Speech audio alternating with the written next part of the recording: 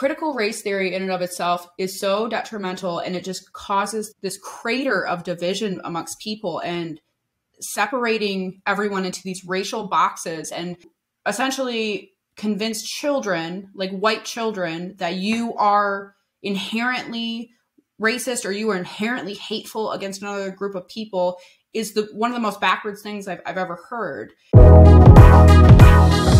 Love and light, everybody, and welcome back to another episode of El Podcast, the greatest virtual happy hour in the world. I am your host, Kai Primo, and I'm joined by Jesse Wright. As always, we thank you all for watching and listening wherever you're listening from. And if you're new to our podcast and are not yet subscribed, please go ahead and find us on YouTube and Rumble, and also on Apple Podcasts and Spotify for the full audio versions of the podcast. And also hit the notification bell so you never miss an upload from a podcast. Our guest today is the host of the YouTube channel Freely Ashley. She was a former leftist turned conservative, and so now she shares her conservative thoughts in her channels. So thank you so much for joining us, Ashley. We appreciate you coming on a Saturday. Yeah, thanks for having me on. You made this video, Why I Left the Left, published it on YouTube. Can you summarize this for our audience? Yeah, for sure. In that video, I just went over my political shift from the left, and the catalyst to that happened in 2016 during the Trump election. And when he got elected, I had an entire meltdown. I was pretty far left, and I thought it was the end of the world. Little did I know that my husband had actually voted for Trump kind of at the last minute. He ran out. He wasn't even planning on voting. But he changed his mind, ran out almost like the end of the polling time. And when I found that out, because I had started going on kind of a rant about how horrible Trump voters were and how evil they were and all of these things, and he was like, "Well, hold up, like I'm part of that group, and I don't think you think I'm evil." So it kind of caused this big uproar, and then from there we basically started talking about all of these issues a lot more and having a lot deeper conversations. And he started really challenging me on a lot of my viewpoints. And we kind of both went differing directions in trying to learn more, seek outside opinions, seek different perspectives. And I forced myself to do that. I hated it. I hated every minute of listening to like a lot of people like Ben Shapiro and Steven Crowder and Candace Owens, like a lot of those groups. And then Jordan Peterson too. And all kinds of different people. Dave Rubin was a big one. But the longer time went on, the more I realized that I couldn't back up any of my viewpoints logically or reasonably. I didn't have much grounded in any type of evidence. You know what I mean? Like, oh, this is why I believe this, and this is my proof for that. It was just kind of all based on emotional appeal. So then I had to kind of start reconciling that. And I had to basically go one by one to all of the topics that, especially I was most passionate about, but just pretty much any topic in general, and just dive deeper. And then by 2019, I decided that I had to leave the left. I couldn't be a part of that anymore. And then it still took about another year for me to kind of realize that my views had shifted so much that I aligned much more with conservatism. And then again, another 2 years before I even decided to speak out publicly about any of that. What were some of your views that have changed the most since 2019, when you were going more from the left side of the quote unquote political spectrum to more center or the right? Yeah, abortion was a huge one for me. I was very adamantly pro-choice before, and now I'm very, very adamantly pro-life. So that was a really big one. I was also one of these people who I was very supportive of gender ideology, feminism. I proudly proclaimed myself a feminist. I was probably getting on the radical path a little bit in that regard. Like I had a t-shirt that said feminist forever, and it was a big thing. And now I'm much more, I just don't call myself a feminist anymore. I don't think it stands for what it used to, or the idea of it used to be, as just in the equality aspect. I think it's much more about superiority at this point. I mean, almost every issue. There's some stuff I just don't have a really strong opinion on. I might kind of lean a particular way, but it's not like presented with good enough evidence and a good enough argument, I could probably have a more well-formed opinion on certain things. But there is a lot of stuff, I was very into the idea of socialism without really knowing any of the background, any of the history behind that, and the various flaws in that. It's the more information I come across, the more I realize how much I didn't know. I think there's a lot of things just in general that I changed my perspective on. This is all super relatable to me also when I was younger, but I want to kind of go back and dissect this. Do you remember how your points of view and your political points of view were formulated when you were young? Do you remember how you started coming into agreeing with a lot of the leftist ideologies, if you will? Yeah. So, and I've been thinking about this too, trying to figure out how exactly I got so aligned with the far left. And I was brought up basically around a lot of liberal people in general. I grew up, I just had a really rough upbringing. I grew up really poor. I grew up surrounded by a lot of people who had victim mentality. I think that's probably the biggest one. So I kind of saw the world through this really jaded, angry lens of all of these horrible things happened to me really early on in my life. And I picked up that victim mentality. And I think that's a huge part of what the left's motivation, or what people on the left, their motivation is kind of geared towards, is viewing everyone as a victim in some capacity, or even trying to create your own victimhood by labeling yourself as part of these oppressed groups. And I think you see that the most in the gender ideology stuff, some stuff with the racial division especially. And I think I was essentially just a product of my environment. And then when I got into my very early 20s, I started hearing a lot of these other ideas about socialism. And I don't know if you guys remember the movie, the series, the Zeitgeist movies. I watched those and was yes, all about these. Everything in here is on point. This is so true. I was a militant atheist at the time too. So it really, I really liked all of that. And I liked that idea of the utopian society, essentially. How do you think having kids has changed your perspective? I have a lot of friends that were liberal when they were, I don't even like to use the word liberal because I think they're really illiberal, but how do you think going from being young, being a leftist, to then having children, getting an actual real job, that seems like it's usually a natural progression. I just saw a study that's saying more millennials are actually staying on the left, but I feel like it's because a lot of the millennials aren't having kids. If they do have kids, they're having kids later and they're having less kids. A lot of my friends that were more on the left, now that they have kids, they've completely changed. It's easy to talk about abortion and be pro-choice until you actually have kids, or it's easy to talk about socialism when you have a shit job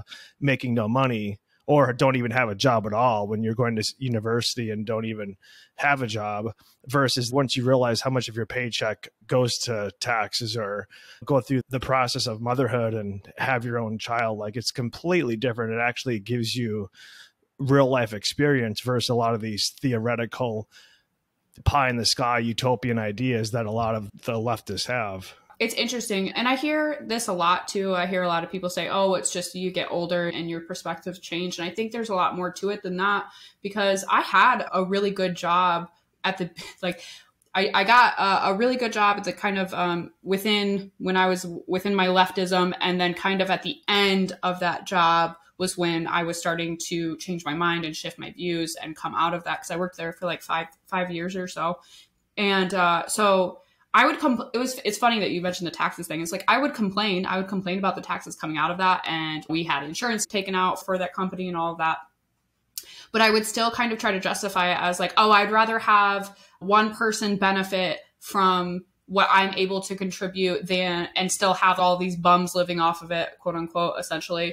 The crazy thing is, growing up, I saw that so much. I saw people who just didn't want to work. So they would just get on food stamps. They would get on all of these different programs. And I also was raised by somebody like that who just didn't want to do any of these things. So it was just constantly this victim mentality, but it didn't register as that. You know what I mean? It really did. I felt like I was brainwashed essentially to just believe everyone in bad circumstances is just completely devoid of any responsibility for how they got there, which I think some people are. But anyway, I think having children, I had already made this shift. So when I left the left in 2019, that was actually the year that I got married. And then I immediately got pregnant, and I got pregnant with twins. And then I had my twins 10 weeks early. It was a lot of things all at once that happened. But I think that after I got pregnant, that like solidified my pro-life view. And then when I had them so early and I saw my babies at 30 weeks and what they went through and how much they fought to just survive, it really I was like, there's no way that we can advocate for abortion on demand, especially at any time. It just really solidified that for me. But I think that I always used to think much more about the here and now, which is why I never really thought any of my ideas out to their conclusion, essentially. And now I'm much more focused on what's going to happen in 20, 30, 40 years. What's going to happen when my kids are adults and they start having kids? How is the world going to look? And how can I personally make the strongest impact on the world, on my kids, to prepare them for the world and just get us geared in a more positive direction than what I think we're heading in right now. It feels like when we're younger, it's easy. We're impressionable. We're trying to figure out what the right thing is. We want to be on the right side of everything. So you go out, okay, if I protest, I'm part of a movement, I'm doing something great and substantive for humanity. And you get a rush of this adrenaline. As I was thinking when I asked you that question, my political point of views when I was younger, this was like in high school, was because of my favorite singer from my favorite band at the time. It was Pearl Jam. And I remember seeing Eddie Vedder write down pro-choice, and he was always kind of like very political and very whatever. And because I was such a big fan, everything he says is right. Whatever books he read was like the right books. And I never really questioned what he was saying because I didn't really know any better. I was an immigrant, but I was such a fan that I was just like, well, he's so smart. Like, of course what he's saying is right. And he's speaking out against this and speaking out against that. And that has to be the way. I can see that there's probably a lot of younger kids that are probably going through the same, where it's now in social media, or your favorite actor, so it's people that you look up to that's in the media and the starlight. But the scary part is that it's now in schools. So when I was going to school, there were things like gender studies. A lot of these things were being taught, but it was more subtle. I didn't question any of that. What are your thoughts of critical race theory being taught in schools and truly the effect on this generation coming now? I think one of the biggest problems, quite honestly, is people still think that it's not happening. People are still saying, oh, they're not teaching critical race theory. They're not doing all of this. They're not injecting all of these things, these political ideologies into the classroom. That's not happening. I think the that's not happening mindset is one of the most dangerous mindsets, especially when you look back in history as well, at people just outright denying things that were clearly going on. They just didn't want to believe that. They didn't want to believe any bad motivations for certain things. Critical race theory in and of itself is so detrimental, and it just causes this crater of division amongst people and separating everyone into these racial boxes. And how many boxes can you tick and how many oppression points can you get? I think it reinforces the idea that any type of racial group that isn't the majority is somehow lesser than, because I don't believe that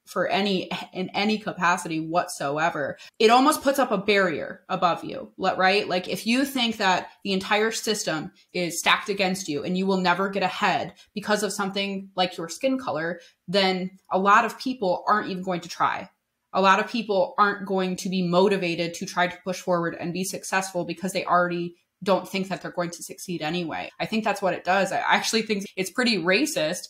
And then to essentially convince children, like white children, that you are inherently racist or you are inherently hateful against another group of people is one of the most backwards things I've ever heard. Because I don't know, me growing up, I never had to be told not to be racist. I just knew that was inherently wrong. It was wrong to judge another person based on something like their skin color, something that they can't change. And I don't see the world in that way. I don't see people in that way. And I think, again, it's just highlighting a form of division that we've been through as a country already. And we shouldn't ever go back to that. I think a lot of ideas too are like these segregated spaces are being promoted as like, well, these are safe spaces, right? But the end goal is the exact same thing. The end goal is segregation based on race. And I don't see how that's positive in any context, especially in a country that claims to want diversity. Listening to one of your other videos where you're talking about how some people say, I haven't left the left, but the left has left me. And then you basically said like, no, I think that's just the Dems are the ones putting that out there. To even call the left liberal, I mean, liberal is a positive word. To call the left progressive is a positive word. They're not progressive and they're not liberal. They're illiberal and they're not progressive. They're regressive. Martin Luther King Jr. said that you judge a person based on the content of their character and not on the color of their skin. And now we're regressing where they want to have segregation. The whole civil rights movement was fighting to end segregation. And now we're going back. And it's funny because the people on the left will call the people on the right fascist. One of the tenets of fascism is to take a society and categorize it, put it into different divisions based on ethnicity or race, is what the left is doing. I really liked when you said the left didn't leave me. The left has always been like that. I thought that was interesting. And what did you mean by when you said the left has always been that way? A lot of people definitely have said, well, the left left me. Just from my experience, that's just not how I felt. I felt that I had the wrong impression of a lot of the ideas that were being promoted. I think it's very manipulative, in my opinion, for a political agenda to approach certain topics as if they are caring and compassionate and they just want the best for people, but that is fueled in a way that promotes hatred and division, and it creates the worst idea of people and of groups of people in particular. Like these ideas, I grew up legitimately thinking that conservative people were evil and hateful and they just didn't want to understand anyone else ever. And instead, I started like opening my eyes and listening to people and seeing the complete opposite of that. I saw people who simply wanted to promote family values and get back to what the idea of America was supposed to be. The idea of what the United States was supposed to be founded on is equal opportunity, the chance to succeed, but that's not guaranteed. The left is going about this in such, again, in a manipulative fashion that people are going along with these ideas without ever actually considering what they're standing for. It just sounds good at face value, but when you actually apply some of these theories and think about how they're going to play out in the long term, nothing ever works the way that they're saying it's going to. What do you think is the end game for the Democrats right now? If we continue down this path, this trajectory continues, I feel like we're certainly going to be headed to some type of authoritarian regime. They say on the left that they don't have any censorship, but of course the Twitter files have shown that they've had a massive censorship, not just on Twitter, but all the social media platforms. What's the agenda behind the left and where are we headed? I think the agenda is simply cast out any type of dissent, any type of opposition. The best way to do that, in my opinion, is by labeling that other side these hateful, horrible people, because then you don't have to actually consider what anybody in opposition to you is saying. If they're just evil, you don't have to consider their viewpoints. That's actually why I don't like it when conservatives call people on the left evil in and of themselves. Like perhaps politicians, perhaps people kind of at the top of the food chain, so to speak, but not the average everyday person, because I don't believe that for a second. I don't think people are just inherently evil just because of their political ideology. They might just be that way anyway. But anyway, the goal is ultimately totalitarianism in a sense, authoritarianism certainly. I think people really want to push towards socialism without understanding the impacts that is about to happen. In every country that has tried to implement this, it ends in just complete ruin and destruction and chaos and millions of people dying. I think it's all about power in a sense. If the people who are supposed to be representing us, and somebody actually brought this up in one of my comment sections the other day, that the language has even shifted from representatives to leaders. And I kind of have been sitting with that for a few days now, and it is very impactful. That's a very impactful change of having the idea that these people are supposed to represent us as opposed to these people are supposed to lead us. And I think, again, it's a lot of kind of almost subliminal messaging, is when you start changing the language, when you start changing how words are being applied and used, even subtly like that, it makes a big impact on how people interpret the world around them. What do you think was the reason for such the vilification on the left of Donald Trump? We feel like they were scared of him because you really couldn't control him. He already made his money, so he wasn't into politics to make money. The best business book I've ever read on how to make money is a book called The 10 Roads to Riches by Kenneth Fisher. And it's actually 9 roads. The 10th road is just get a job and eventually you'll retire at 65. But of his 9 roads to riches, politics is one of them. Yeah, I think you could look at AOC as a classic example of this, where she was $10,000 in credit card debt as a bartender. And then within a few years, she was a multimillionaire on a salary of less than $200,000. So you do the math on that and it just doesn't add up. Politics has gotten so much money and it's just gotten so corrupted. Like you're saying, these leaders, they're in it for the wrong reason. I feel like that on both sides, on the left and the right. At this point, I feel like a lot of the liberals are using these agendas almost as like grifters. California spends like 4 times the amount of money or 5 times the amount of money on homeless people than they do on the K through 12 education on per pupil. Yet the homeless problem is getting worse. And then you have a very small segment of these developers and other people on the homeless industrial complexes cashing in. These leftists are promoting these policies. They're creating a homeless problem with their policies, and then they're enriching themselves at it. And then they're using these poor people and people that don't have the means to protect themselves is just like pawns in kind of a sick game. Carol Quigley, the famous historian, says that the Republican Party is the party of the middle class and the Liberal Party is the party of everyone else. I feel that's 100% true. What's really interesting too is when a lot of, especially leftists, because I do think there's a difference between the like progressives and the people who still try to label themselves as liberals, although I think a lot of those people are much farther left than they even realize. You know, if you look at some of the biggest companies, the biggest corporations, especially within the tech industry, they're all run by people who support the liberal agenda, the progressive agenda, the woke stuff that is injected into every facet of our life. We can't escape politics anymore. It's in everything. And that's very telling to me that the same people who claim to be against these mega corporations are the exact same people who support and reap the benefits also from those same corporations that support them. It's never more clear than during Pride Month, because you see all of these huge, you know, everybody gets on board. Everybody starts rainbow washing is what I call it. And there's no other way to describe it, because any other time of year, you don't do anything. You don't care. You really say a whole lot when it comes to like certain like marketing campaigns, advertising. But as soon as June hits, man, it's just everywhere. It's across all of that. And so I think like they're virtue signaling in that way of like, look, we're your friend, we're your ally, but we're going to get rich off your back. We're going to, you know, and I support, you know, our capitalist system. I do see there's flaws within it. Certainly. I think that like monopolies, of course, are a huge problem.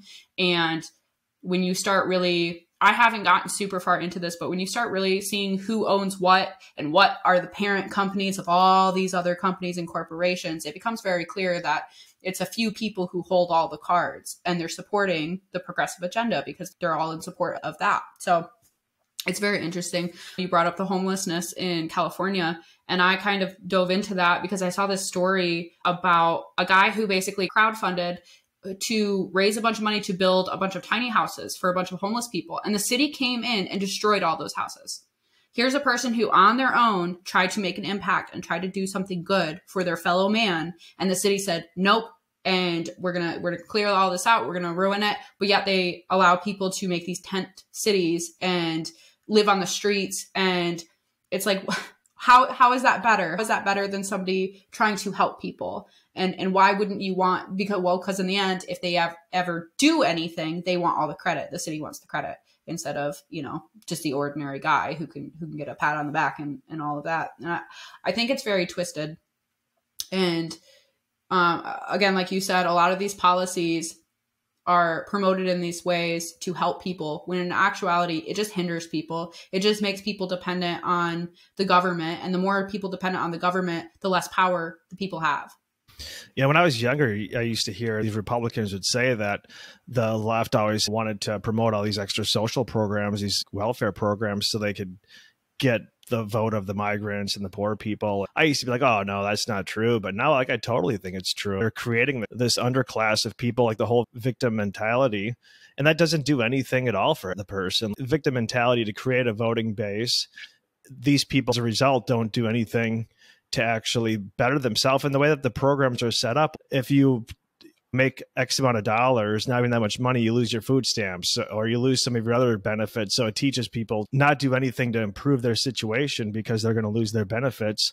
It frustrates me a lot of times. A lot of people think I come from some like super privileged background. And it's like, I saw all of that growing up. I saw people who refused to work, or even like people who would do stuff to a certain point. They would work for a certain amount of like time and then go, oh, I'm about to make too much money, so I'm going to quit my job and I'm going to be off for a while and just live off of what I'm making. I am not completely against certain types of programs that help people who want to help themselves. If you are working and you are trying and things are falling short, and especially if it's just like for a set amount of time, say like, we're going to help you out for a little bit, get you on your feet. I can honestly see merit in that. But at this point, it's being so abused, and the amount of people who sell their food stamps for half of it for cash, that's a normal thing. That's a normal practice. It's also illegal. And people don't even realize it's illegal because it's so common. That's just what you do. Like, oh, I have $200 in food stamps. Give me $100 in cash and you can have my card and you can go take my card and get food and I'll go get whatever I want. Like, stuff happens all the time.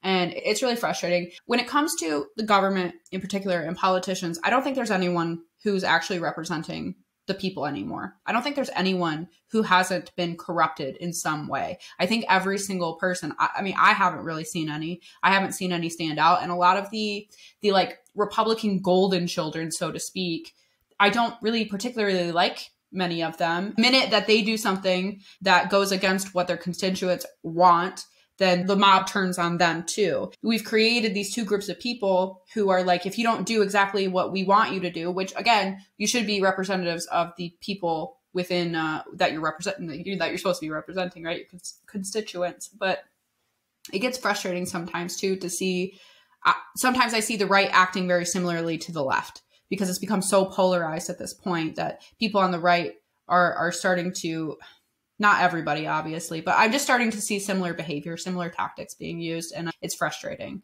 because, again, like, I'm conservative, but I'm not a Republican. I don't call myself a Republican. I don't have to register in my state. I don't have to register as one. Like, I could just vote. It gets frustrating for me. I don't think there's any good options right now.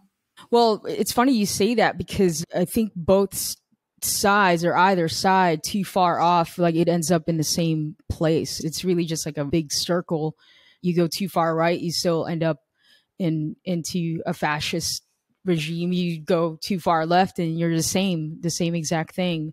But I'm really fascinated with the appeal of the left to the younger generation. What is so appealing about socialism, and why does this appeal to a lot of the younger ones? And also, same, it's like they can't back it up when you try to have a discussion.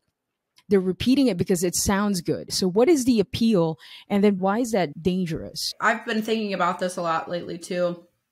From what I have seen, from the people I have interacted with, from analyzing my own past mindset, I think there are two main groups of mindset in this aspect. Is there's a bunch of people who, as kids or as young adults, were not taken care of properly. They may have been neglected within their homes. They may have suffered from a variety of different bad things happening to them, right? From abuse to dealing with addiction within their family to, again, just having absent parents, kind of like just not really there, either physically or emotionally. And so those people want other people to be taken care of in a way that they were not. But who does that if you don't have like good parents to rely on? Who does that if you're an adult? Well, the next stage of authority up would be the government.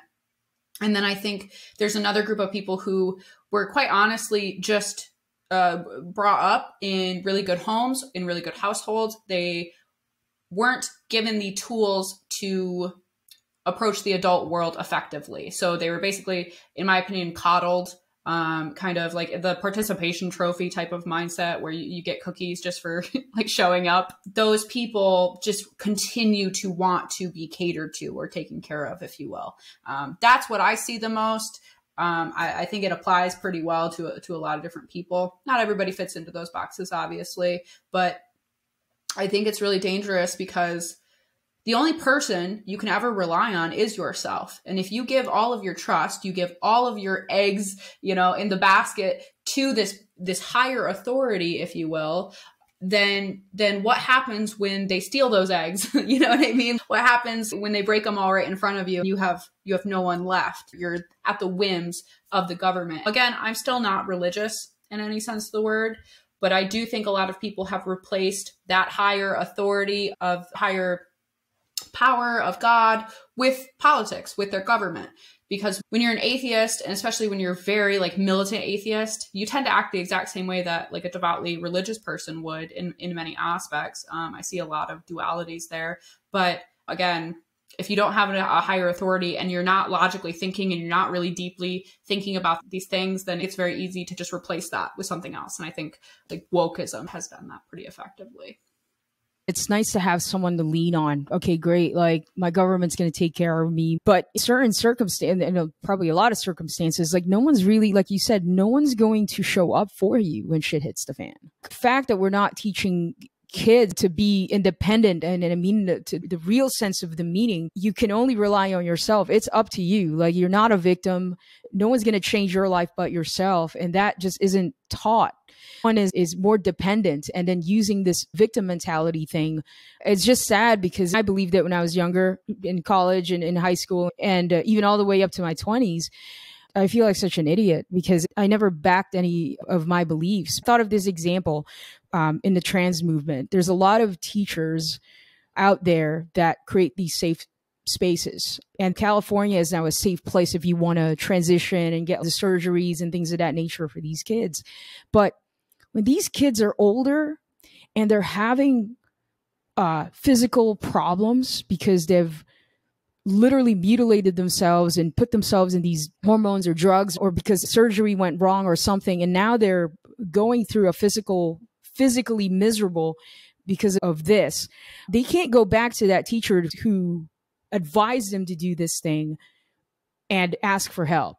That teacher will not help you. Do these teachers really believe these ideologies? Do they really think they're doing the right thing here by not teaching the kids to critically think?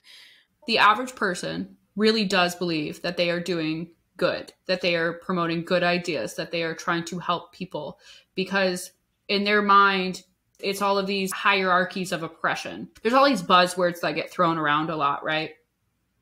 When I was a leftist, I wasn't super well versed in a lot of these things. It hadn't been injected into school because I'm a millennial. So I'm about to be 31 on Monday, actually.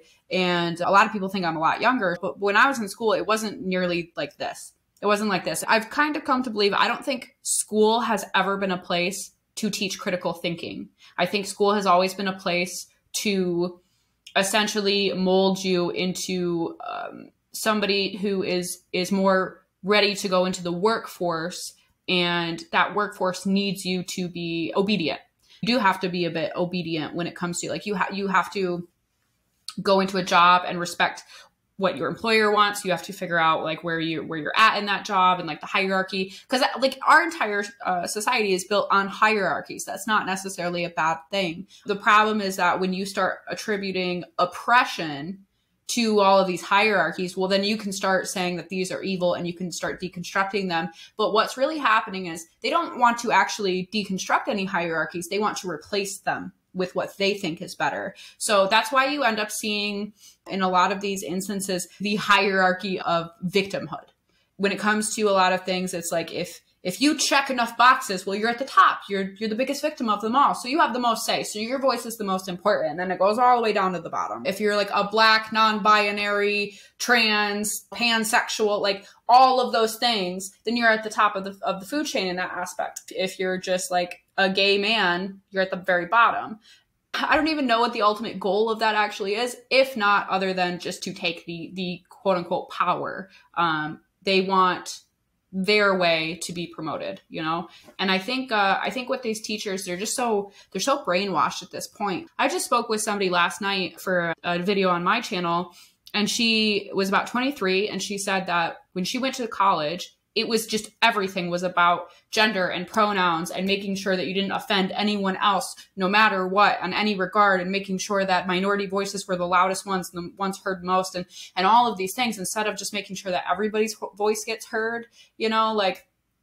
And so it's very much just completely revolving around all of these. So you think about it, well, you go through high school and you're kind of getting some of these ideas delivered to you, especially now with schools and the way that they're trying to inject a lot of this stuff as early as like kindergarten. You're getting indoctrinated in from a very young age. That's going through all the way up into your universities now. So by the time you come out as an adult, you have all of these preconceived notions of the world and how everything is built on hate and discrimination and how everything is basically built against you. And so now you have all these like essentially little soldiers running around, all these activist soldiers who don't really do anything actually though. Like it's a very, I don't know. I think it's almost like a factory line of like, we're going to build you up into exactly what we want you to be. And then you can go fight the battle. And a lot of people are waking up, but a lot of those people are millennials. Right. And my guest that I talked to yesterday actually kind of brought this up too. And she even said like, it's just being replaced. Like for everyone who's waking up, they're being replaced with people who are following the cult, so to speak. Which I do think there's actually, these are all cult mindsets. Where do you think social media has played into this? You've mentioned how you were a millennial. Kai and I are both in our 40s, but we're technically millennials. I mean, when we were millennials, there was no such thing as smartphone, or cell phones didn't even have text messages. When we first had cell phones, I didn't even know anyone in high school that had a cell phone, even though we're millennials as well. I feel like a lot of this craziness started, it was after 2010. And when you look back, the iPhone came out in 2007. And then of course you had the Android. So the time you actually had any sizable market penetration of smartphones, it was say 2010. Facebook was open to the public in 2006. Twitter came out in 2006. Instagram came out in 2010. LinkedIn came out in 2006.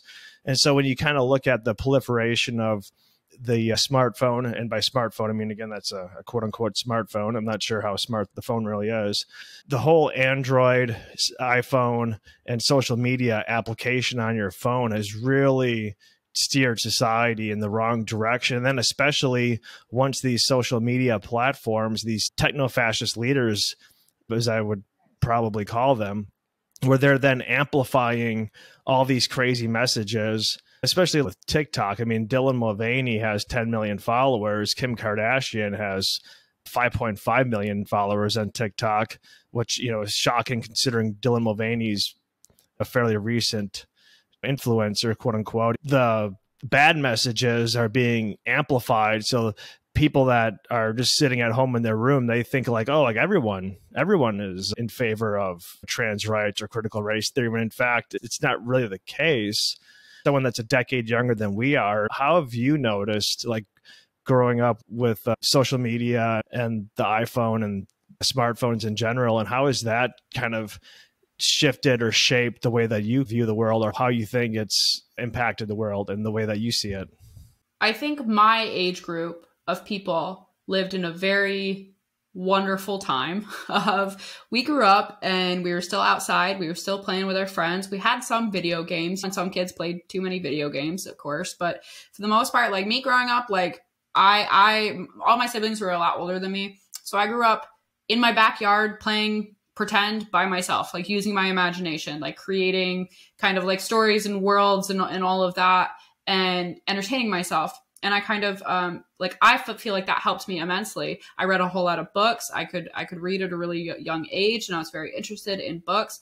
Even now, like when I get like Christmas gifts for like, I have a couple older kids that are around me, friends and stuff. But, you know, I get those kids books. I won't buy you a stupid little gift card for your game. I won't do anything. No, you're going to get books. Like, because I think that now we've gone from like all of those years that you just brought up. I was in high school for, like, I started high school in 2006. I graduated in 2010.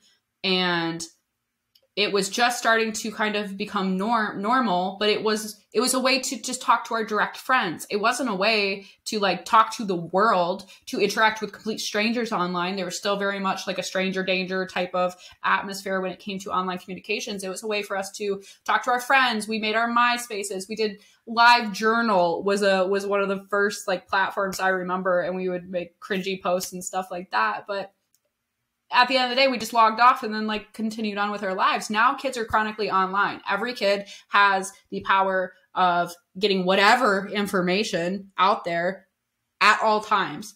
And I think that is one of the scariest things to me, is that they have so much access to things, and they're probably looking at all of the wrong things. And that goes for adults too, quite honestly. And like, you know, I spend way too much time on social media still. And my excuse is always, well, I want to know what people are saying, but like, calm down. You know, it's hard to limit yourself even as an adult. So I can't even imagine being a teenager, being a young kid, and not having any boundaries on that. And you end up in these echo chambers. And I remember them existing online when I was in high school, like all the really, really bad ones, the ones that we knew were bad. Like there was a lot of self-harm communities. There was a lot of eating disorder communities. There was a lot of these types of communities that kind of were hidden away enough that people didn't really know about them, but you knew if you were in them, you know what I mean? Like you knew if you knew certain people. So, and those online communities flourished, but again, we knew it was bad. We knew it was wrong. We knew we shouldn't be there. So there was still that element of like, at least you knew that much. But now I feel like that has kind of been replaced with these more positive seeming messages of be yourself, but also change everything about yourself. You know, be who you really are through surgery and medical intervention. Do what you want to do as long as we say it's okay, as long as it goes along with the group think, with the group mindset. And that's the most alarming thing to me, is that it's all being done from this this angle of care and compassion, and we just want you to be you, instead of actually recognizing if you actually wanted people to just be themselves, you would encourage people to accept themselves for who they are without encouraging them to medically change their bodies forever, to alter themselves in such a way that they can never get back, to permanently sterilize themselves for the rest of their life, thus completely eliminating the idea of even ever considering a family, let alone wanting one. There's so many things that I see being promoted, from telling young women to basically completely disregard family and finding a deep, committed, meaningful relationship, and to kind of center your life around that, and then, you know, focus on a career, get a job if you want. No, it's just only career at all times. Don't settle down. Don't even have kids. You don't want kids. They're a burden. They're this and they're that. I feel like we're so far away from who, like, most people are just naturally. Most people naturally, in my life, always wanted kids. I always wanted kids. That was always a very important thing to me. And I wanted a career. I wanted some type of work, right? Some type of ultimate goal to kind of reach in that aspect, but it wasn't like my number. I didn't like dream about that a whole lot. Like I had goals and aspirations when I was a kid. I wanted to be a journalist for a really long time. Glad I didn't get into that. I think you are a journalist in your own right now. I kind of want to bring up, why do you think it was important to start posting videos? Because I struggle with the content that we post.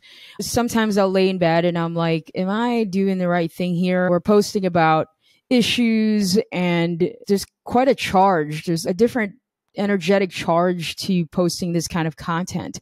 We're not making comedy that's like a little more light. It just weighs a little lighter to you because you're just laughing. It's healthy to laugh. We post this content. We're getting censored as well. There's something pulling me to learn and understand. Like I said, I'm kind of Rip Van Winkle. Like I'm awakening to what's really going on here, and it's blowing my mind. And there is a kind of pull to create the content, but then I feel guilty because is this the energy I want to put out in the world? You said in one of your videos that it is important to speak your mind. And so can you elaborate on why you think this is important to make this content? Yeah, I think it is vital that there are always at least two sides to a conversation. And right now, we're only really hearing one. Only one is being promoted. Only one is being pushed by all the algorithms. Only one is making it onto everyone's For You page. And in reality, there are so many. conservative content creators, especially over on TikTok, like people have been trying so hard to get their voice heard, to get their perspective, their side of the conversation heard. I bring up TikTok a lot, because I started there. It's an easy platform to make content on. It's an easy platform to make video content. And then you can go and like share it around to other platforms. It's very simple, very easy. If you're good at it, you can get a lot of people to hear your message. I see conservative content creators get banned 10, 20, 25, 30 times. I see conservative content creators getting device banned where they can never log onto the platform again because they're getting too large. I see, constant reporting, constant throttling, constant suppression of videos. And you don't see that. Whenever I see a pro-choice video, it's got, 1 million views on it and hundreds of thousands of likes. You see a pro-life video and it can barely get any traction in the algorithm. I do feel like I've been pretty lucky in that a lot of my content has resonated with people in such a way that it does get pushed a bit more than other people. I see, like, people get surprised that I'm still on my first account. And I don't know how I've made it this long. I kind of play by the rules just enough, I guess. But it's vital that if you have an opinion, especially one that perhaps isn't being promoted by the mainstream narrative, to get it out there. Because if you don't, we don't have a conversation. We just have somebody overtaking in that sense. Every single person should share their opinions and not be afraid to. I think that's the other aspect. People are afraid to. Do you feel like the liberals have hatred of the working class, like plumbers or electricians, nurses, just kind of the people that actually make society go around it? To me, it seems like they have a real discontempt for the working class. Back in the day, I think liberals kind of were part of the working class, but now the whole PMC, or the professional managerial class, like there's basically, I think, 3 tiers of society. You have the ruling elites, which would be like your George Soros or any one of the 3,000 billionaires or people like the World Economic Forum. Then you have the quote unquote elites, which is the self-anointed elites, which would be people that are part of the PMC, professional managerial class, which would be like someone like they're bureaucrats. Dr. Anthony Fauci would be considered part of the PMC, or really any politician. Nancy Pelosi would be part of that as well. And then you have, kind of the working class. Again, the average person, a plumber, electrician, even a doctor would be considered part of that working class.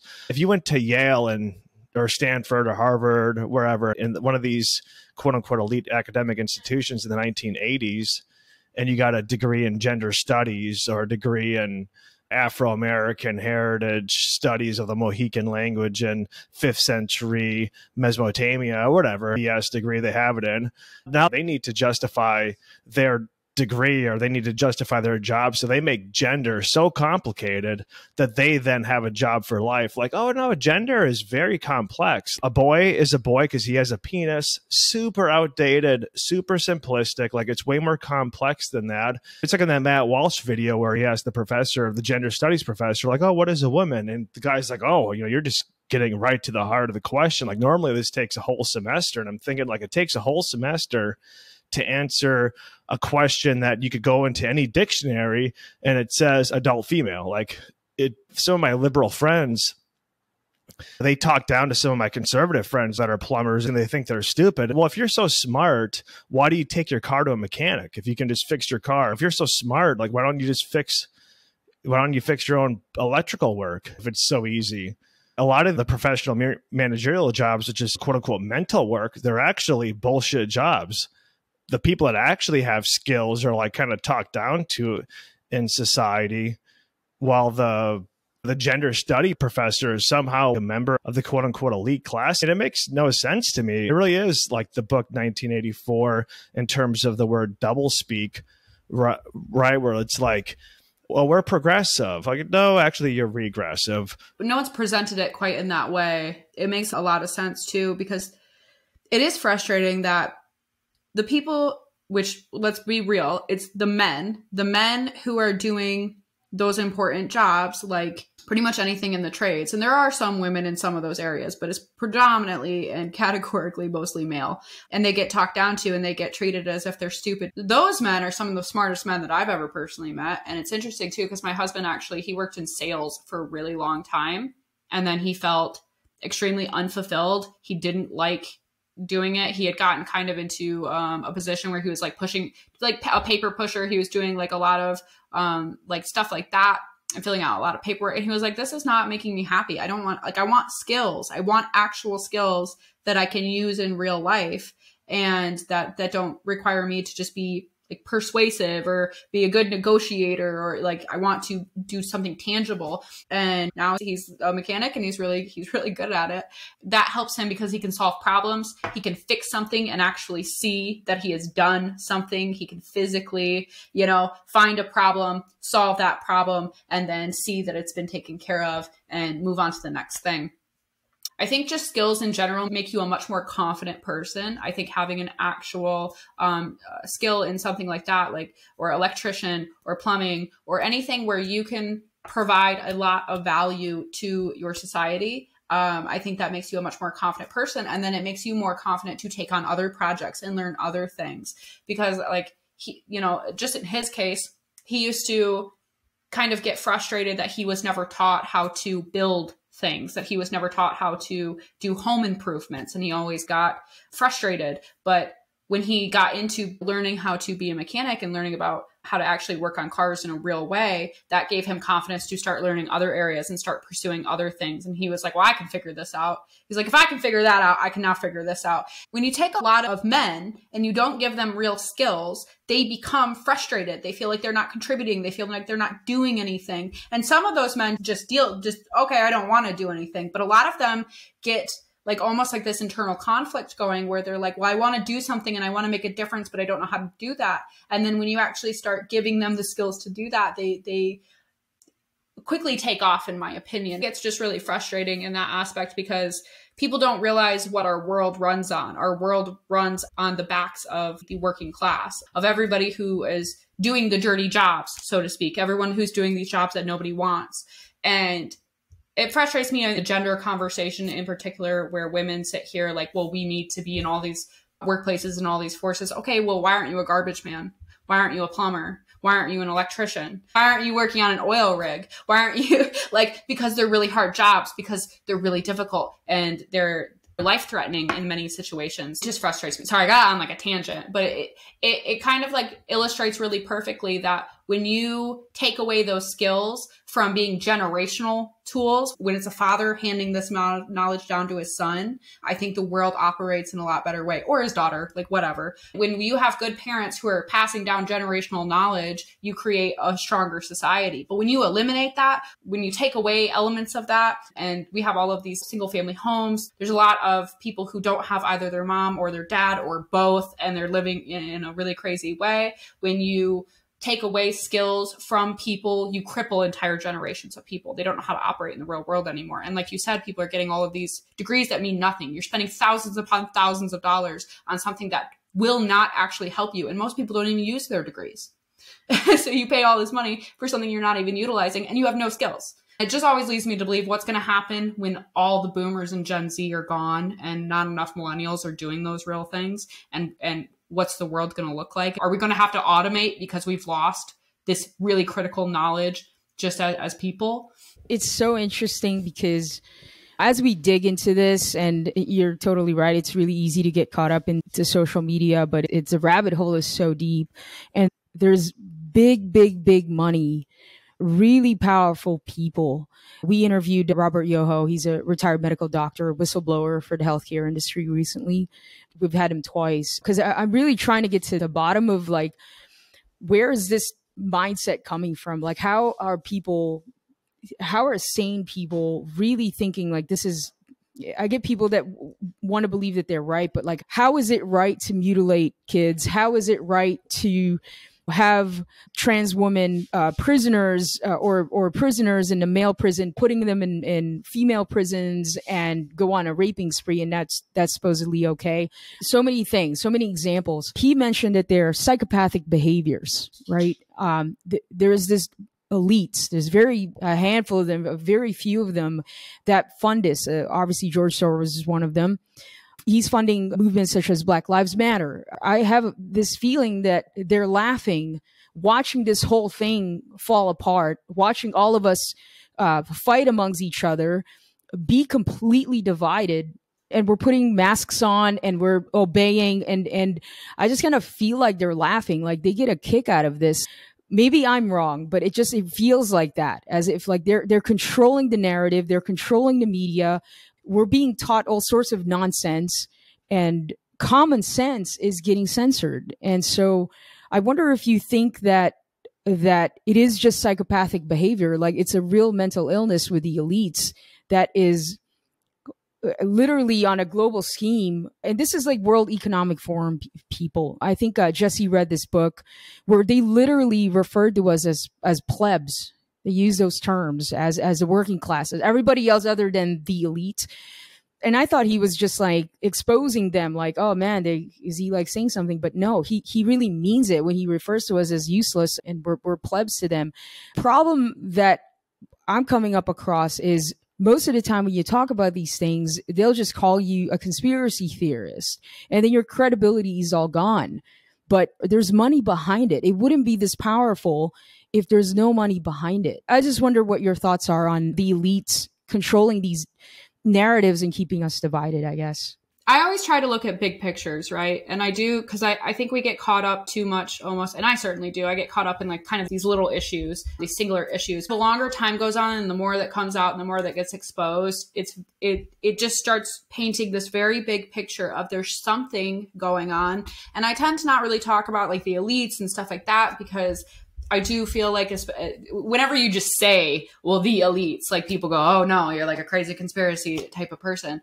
But personally, from what I see, at the very least, is that all of these policies result in death. All of these ideas promote sterilization. They promote killing babies before they're even born. People are starting to talk about post-birth types of abortion that should be fine. People are really starting to essentially completely lose any type of value of life or human beings in general. Just a lot of the policies and the effects of those. When you're allowing criminals to run around and loot any businesses for any reason at this point, we've seen so many cases of people just randomly getting super violent, looting stores, looting businesses. Well, how are those businesses supposed to stay in place? And then why would you as a business owner want to open a storefront in what could conceivably be just a bad area of any given city or town and provide jobs when you have no idea if your storefront is going to be looted? You have no idea what's going to happen. And there's so much to it, especially like when, like, you know, Chicago with all of their new laws that just went into effect here in January, like, and I was like, well, I guess I'm never going to Chicago again. That really sucks, because I actually do enjoy going there and doing the museums and stuff like that. But now I don't even, it's like, it's nowhere near safe.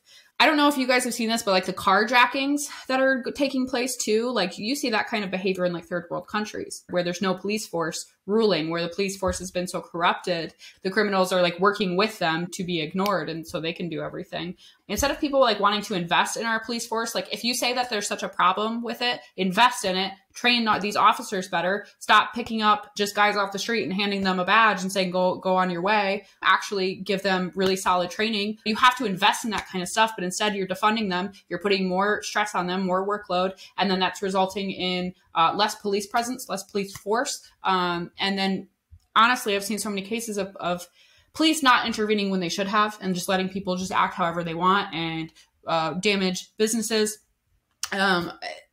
There's a lot of things that are taking place that, like, it's just very clear, like there's no value of life. There's no value of humanity, of people, of our neighbors. And when you create that kind of environment, anything goes. The rise in crime across the nation is very indicative of where we're at as a society. And I do think that you're right. I think that there's probably an element of politicians and like the Bill Gates type of people who are just kind of sitting back and going, ha ha ha ha, like we got them. Like, because once you start doing that and you create these environments of hostility and violence and crime, then they can swoop in and say, we're going to save you. We're going to save you. You guys aren't doing well. We've created this problem, but now we can help you. So you just rely on us and we'll give you everything you need. I really think that's what the end goal is. Create such a hostile, horrible environment for people to live in that they will want to hand over all of their rights and essentially dip into communist rule. Yeah, it's That's what Jesse was saying. Communist, communism for, what was the how you said it? It's communism for them and capitalism for everyone else, or was that the other way around? Well, it's socialism for them and capitalism for everyone else. Everything is redistributed up to them, and then everyone else below as soon them as they have it all for the leftovers. Yeah, as soon as they have it all, it's like it's ours and we own you. What are some of the solutions to kind of combat what's going on now? I always tend to think that the pendulum swings one direction or the other. I think that the whole reason Trump was elected was because it just kind of shows that people are not happy with what's going on right now. Trump really didn't represent anything besides the fact that he didn't represent mainstream politics. And the leftists hated Trump so much is because you couldn't control him. You couldn't pay him off.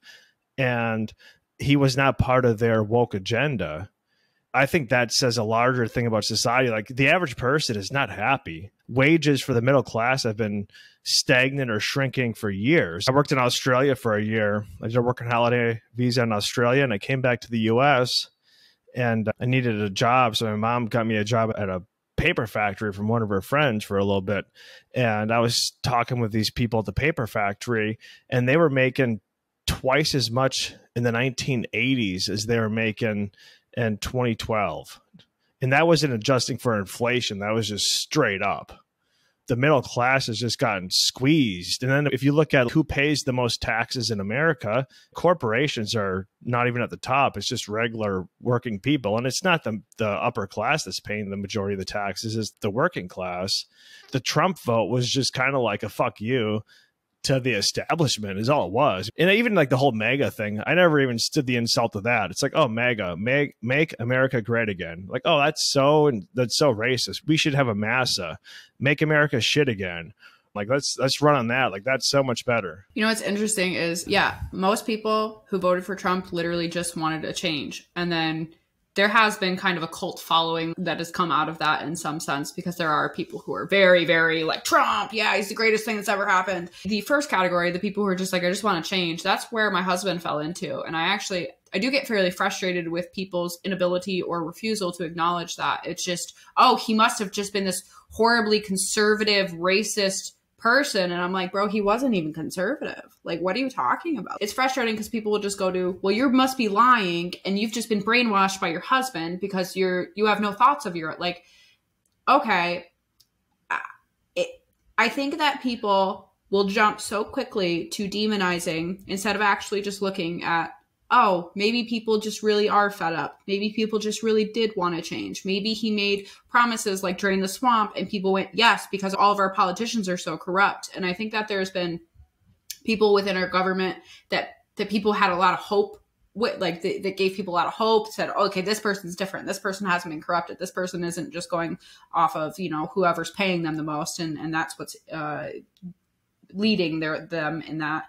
But in reality, I don't think those people actually exist. I think that the Republican Party and the Democrat Party have their poster children, right? And for the most part, nobody really knows the names of anybody else. Like, you have like the Matt Gaetz and Lauren Boebert and like, who's the other one? Marjorie Taylor Greene. Like, those are the three golden children of the Democrats. And then you've got like AOC and a couple other people on this side. Nobody really knows anybody else. Nobody knows who any of the other people are. And I think that just kind of goes to show, like, you can use a couple of people as your figureheads and kind of fool everybody into thinking that they're for the people, when I don't necessarily think that's true. I have a lot of trepidation with a lot of these people.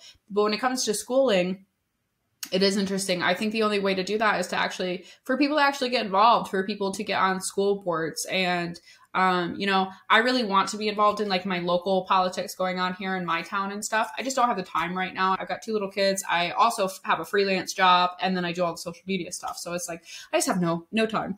And I think if I want to send my kids to school, I would have to get on some of these school boards, and I would have to get involved so that I could at least have some type of impact in that regard. But right now, what I'm seeing, even in my very, very small local schools, is I'm seeing gender ideology take hold of kids in like middle school, especially. And I'm not comfortable with that. So I'll probably end up just homeschooling my kids. I think that there's a lot of really great ways that if parents have a hard time homeschooling, if you know somebody that's very close to you in your life that you do trust that is homeschooling, you could kind of create like basically like a co-op where a lot of parents will do this. Several parents in the same area will all homeschool, and they'll kind of send their kids to each other's houses and switch days. So like, you know, a couple of days of the week they're over here learning this, a couple of days of the week they're over here with this parent learning this. And it helps kind of take the pressure off of one person. And it also helps get those kids socialized. It helps create a stronger community. There's a lot of benefits to that. And then it also gives kids that opportunity to learn from an adult that isn't directly their parent, to kind of learn about, you do have to respect authority to a certain degree, you know, and learn how to be respectful and learn how to just work within your community, within your society, but also think for yourself and all of that. And so, yeah, I don't foresee my children going to public school, which actually makes me really sad. I was very much looking forward to sending my kids off to school to have them have that same experience, and also for selfish reasons, of course, as well, like just to have a little bit of time away from them have a little bit of time away from me, gain independence. But at this point in time, I just don't see it happening, because I think their education is much more important than forsaking it. Because I even had the idea like of, okay, well, I'm not going to have to even supplement their education, because they're not going to learn enough about certain things that I want them to learn about, like history, especially. And at this point, it's like, well, why even send them to school to be indoctrinated? And then I have to undo all of that at the end of every day. Like, no. This is kind of where I'm a little more weary, is the propaganda and the way that the media is so controlled is really powerful about how we decide and how we make our decisions. I remember coming across an old blog. I tried to start a blog back in the day. And in 2016, I found this super cringy post. I deleted it. I kind of wish I screenshotted it before I deleted it, but too late. But I was saying how it was 2016. I was writing this thing. I was like, oh my God, I'm just like so scared. All my feelings were about, oh, I'm so anxious. I'm so whatever. Was it because Trump got voted as president? But I don't know why. I just don't know why I'm anxious, but I am. I was blaming it because President Trump got voted, but I never really knew him. I just heard so much hate. Everybody just hated the guy. But I never bothered to look to why he was so hated. So then every time that he came on the television or my computer screen, I would just be like, I would turn it off. And I wouldn't even take the time to listen to his policies. Immediately, I would turn him off. I remember giving him the finger in the television, and I just literally hated the guy because I heard it from everybody else. And now I'm old interviews and old speeches, and I'm like, this guy was actually probably the one last hope that we had to reverse some things. Now there's reparations committee in California. Like, where is that money coming from? Again, the appeal to me at the time was like, oh, it's everyone's going to be taken care of. Everyone should be taken care of. And the government should take care of everybody and not take responsibility for ourselves. And I think that's the appeal that's happening here. And we're not listening to the opposite viewpoints or points of view, because it was just hate him, hate him, hate him. It's like Zoolander. It's like, the prime minister, remember, I don't know if you watched Zoolander, but they manipulated him to murder the prime minister of Malaysia. And he went on and did it without knowing why he was going to go off and kill the prime minister of Malaysia. It's the same. It's like, we hate Trump, but we never knew why we hated Trump. And it's really interesting the way the narrative is. I'm so controlled by so much money. You hit the nail right on the head there. Is nobody really understood why we hated Trump. We were just told to. You repeat something enough times, people believe it. Doesn't matter what evidence you show them. And one of my biggest eye openers was when I started there's so many clips of Trump, and the media creates this image of it. And I would go and I would actually finally watch the full clip, and I would go, well, that's not like the picture that the media painted was not at all what he said. Or they took half of a sentence and put it out as that's the entire context, to where it's like, no, that's missing a whole lot of context. That changes the meaning when you take away the context of what you're saying. And more you see people getting canceled for a 15-second clip of something that was taken out of a 2-hour conversation, or, you know, a big speech, or you know, videos. And it's like, yeah, you can make anybody look bad if you dial down what they're saying and water it down to just this little blurb of, oh my God, outrage. How could you say that? And the same thing has happened with Jordan Peterson. The same thing has happened with so many figures who legitimately are trying to do good things and promote good ideas, and say, hey, just stand up, brush yourself off, do some work, you know, attend to your responsibilities, know that you should have responsibilities. That's something you should have. And I always kind of come back to, we're such a far cry away from what people used to be. Like, I put it into perspective historically, in the idea of, you know, it used to be, if you didn't build your own shelter, you froze to death. If you didn't collect enough firewood, your family and yourself would freeze to death. If you didn't hunt and gather enough food, you starved to death. Like, we are so privileged, and we have no idea how privileged we even are. Like, I grew up going without a lot of basic necessities as a kid, and my life was still 1,000 times better compared to somebody who is living in another part of the country, who's never had electricity, who can barely eat every day, who, like, there's people in North Korea who literally have to eat bark in the winter to survive. Like, I listen to a lot of, I don't know if you've ever heard, how do you pronounce her name? Yeah, Yaomi Park. But she's a North Korean defector. And I got on a kick of listening to a lot of those stories. And it's jarring that nobody understands that we are the most privileged people, no matter how much you might be struggling financially, no matter how, and like, that helps me really keep it into perspective. It's like, people struggle, yeah, and things are hard, but we still have all these amenities and luxuries that other people do not have. We still have resources. We have more organizations that will help you, in addition to government assistance. And I think that we need to go back to promoting family values, promoting marriage, just long-term commitment of people, and getting away from the selfish and self-obsessed culture that we have created, which I think social media has played a huge part in that. Because, I mean, anybody can... If you're attractive, if you're an attractive person, you can post a bunch of pictures online of yourself, get all this attention, and you're good. Like, you can make all kinds of money. You can get brand deals. You can do all of these things and not actually be providing any type of value to the world. You're just posting your pretty face online, or you're doing your makeup. And not to say like that's a bad thing necessarily, like, get your bag, but I think that there's all these people who are very lost, and you don't have purpose, and you don't have meaning. And we're all coming from, you know, bad families and broken families, and people who aren't appreciating one another, also losing touch with communities, losing touch just with physical friends in the real world, and everything's going to these digital spaces. And, you know, I love social media to the extent of being able to connect with people and being able to do stuff like this and talk to people I would never ever talk to, but it has a very bad side to it as well. I think people just need to learn how to unplug a bit more, go on a walk, go touch grass, like, you know. So I think that there are very real solutions to a lot of these issues. I think when you start, like, that's when I get overwhelmed, is when I look at those really broad pictures and I get really overwhelmed. But you can't, I don't think that's actually beneficial when it comes to solving problems. I think we do need to start on that small scale of reinstilling values in people that we've lost over the years. I think that's a prime way to kind of start that. Yeah, that's it. You kind of mentioned about the traditional values, and then now the leftists have another 4-letter word, a trad, which is traditional.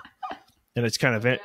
It's interesting because Kai and I saw a video and they were talking about trads. We're like, what's a trad? So we had to Google it.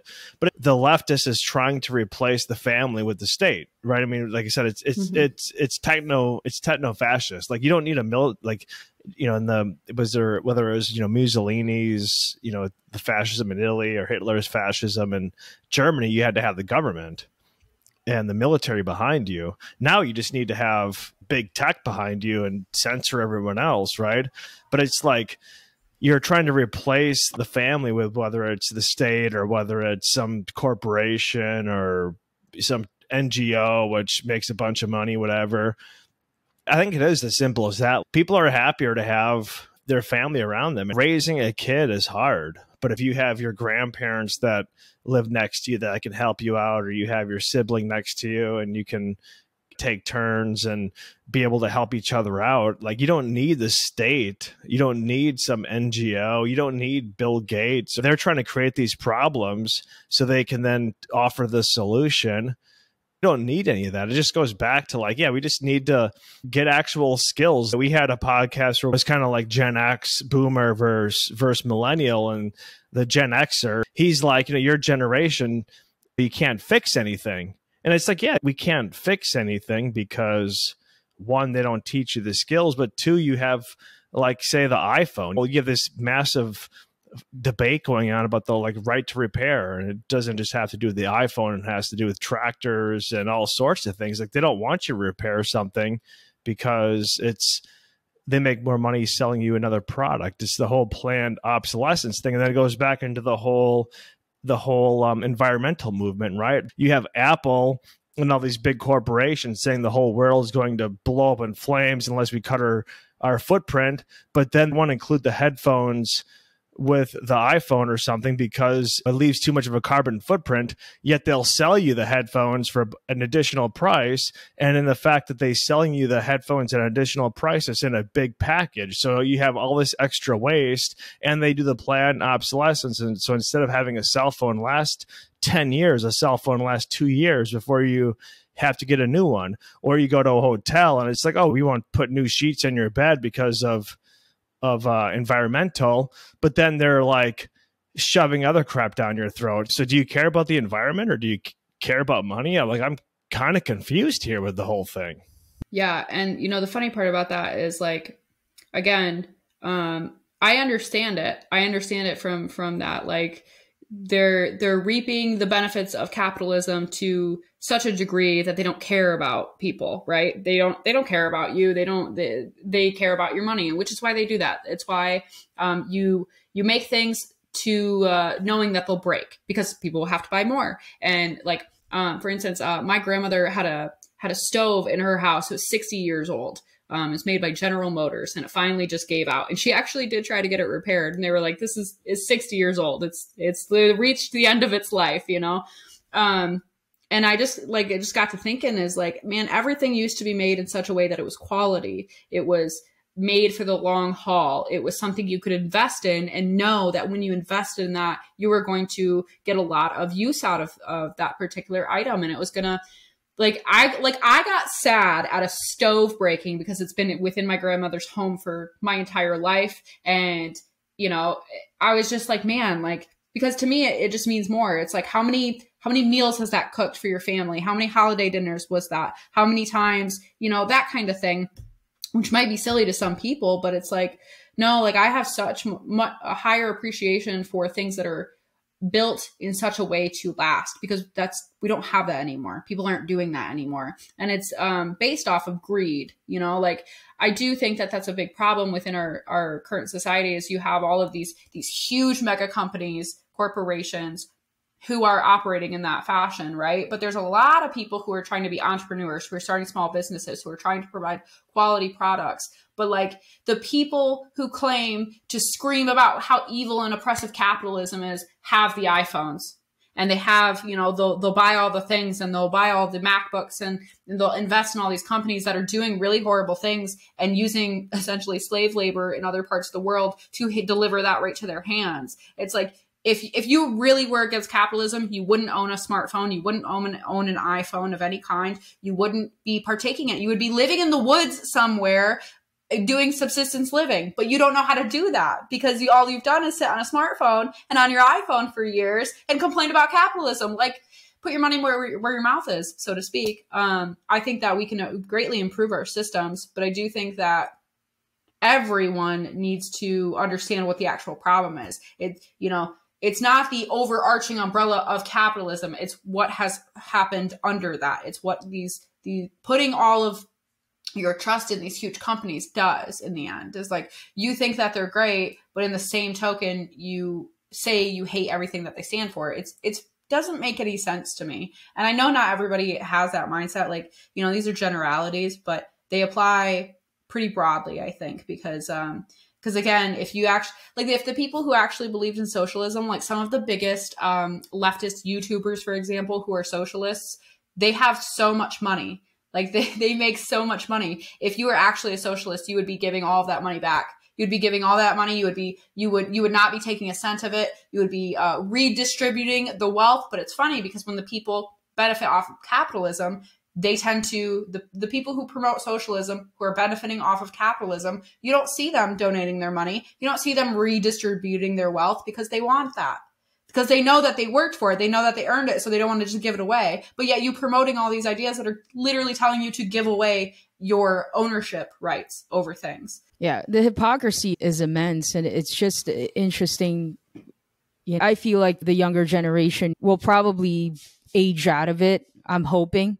There's definitely adults that have completely bought into the lies and the hypocrisy. I pray for the younger generation. If you go to every college, if there's a conservative speaker, they'll protest. They'll disrespectfully won't even want to hear what they have to say. They'll interrupt, disrupt, all these things. When I watch these little videos, like I doubt they even know what they're yelling about. I doubt that they even have an understanding. And even to today, I'm still like figuring out, you know, what is going on, because it's so dense and it's work to really understand its work. How do we simplify all this to make it be some kind of aha moment, like what you and I both have had, like, oh, aha, this didn't make sense. Like, this doesn't make sense. Or why did I ever believe this? Or like, all of a sudden we're cringing at ourselves of like, I can't believe I used to think that. But it's just growing up. It's just like adulting, if you will. Do you see a brighter future for this generation? There is a movement of people on the other side really trying, and they play a game of not getting canceled, but the cards are stacked against them. But like, how else do we move past this insane ideologies and bring common sense back to the Americans?